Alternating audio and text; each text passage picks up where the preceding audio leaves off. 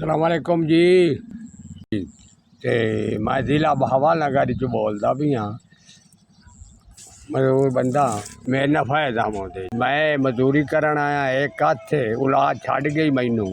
कि गरीब बंदा मैं जी गरीब बंदा जी मजदूरी की कोई 500 डीसी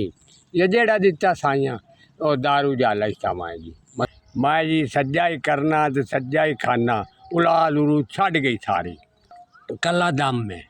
काम नहीं होंगे एक हथ जी काम मुड़की हो गई हाँ एक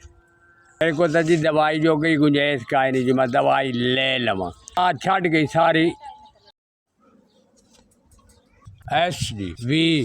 एस बड़ी मेहरबानी जी 5000 पहुँच गया जी अल्लाह गणा देवे ये दारा सारी जिंदगी चले बड़े खुश हैं बड़े राजी शुक्र है आए ने काम आए ने अल्लाह राजी करता है मैंने तुहानू गणा देवे मदीने ले जावे गरीबा की दुआ है एस वी एस अल्लाह पाक तुहानू गणा देवे मेहरबानी